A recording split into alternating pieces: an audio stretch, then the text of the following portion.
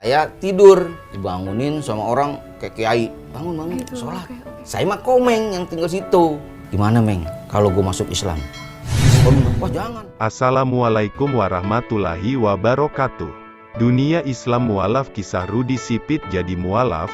Sempat dilarang Komeng, Rudi Sipit jadi mualaf setelah bermimpi kemudian menceritakan kepada Komeng. Pelawak senior Rudi Sipit menceritakan kisah perjalanannya menjadi mualaf. Rudi memulai ceritanya dengan asal-usul namanya.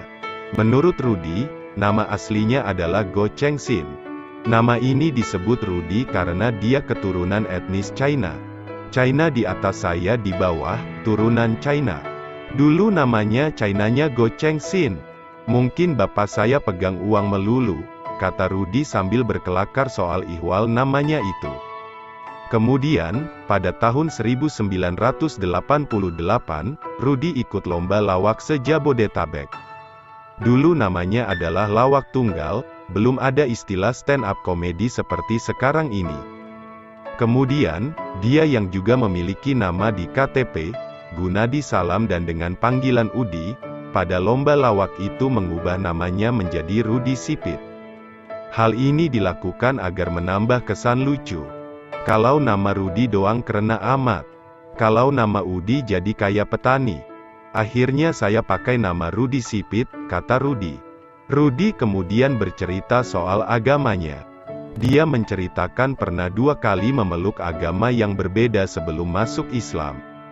Agama yang pertama adalah agama yang sama dengan kedua orang tuanya. Kemudian, dia memutuskan masuk agama lain dan sempat memperdalam selama 1,5 tahun.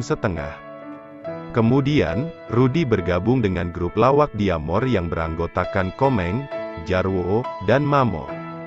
Di grup itu, ketiga anggotanya beragama Islam. Grup lawak ini memiliki posko untuk tempat latihan melawak. Usai latihan, 2 orang personel lainnya yaitu Jarwo dan Mamo pulang. Sementara yang tidur di posko hanya Rudi dan Komeng. Suatu ketika, dalam tidurnya, Rudi bermimpi bahwa dia dibangunkan oleh sosok kiai. Sang kiai itu menyuruhnya untuk bangun dan mengerjakan sholat. Bangun-bangun, sholat, kata Rudi mengenang suara dalam mimpinya itu. Rudi merasa seolah-olah itu nyata. Setelah terjaga, dia bilang kepada Komeng, "Meng, gue dibangunin sama kiai. Gue disuruh sholat, gimana ya, gue kan gak paham. Gimana kalau gue masuk Islam?" tanya Rudi kepada Komeng. Jawaban Komeng menurut Rudi ternyata cukup menggelikan setelah mendapat pertanyaan itu. "Oh jangan, udah penuh," kata Rudi menirukan jawaban Komeng saat itu sambil tertawa. "Emang mobil? Ada-ada aja," kata Rudi menanggapi jawaban Komeng yang bercanda itu.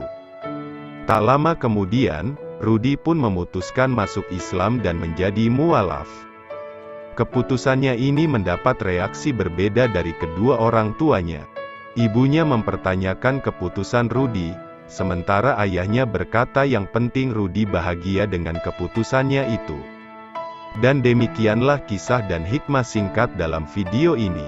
Wallahu alam bishawab. Assalamualaikum warahmatullahi wabarakatuh.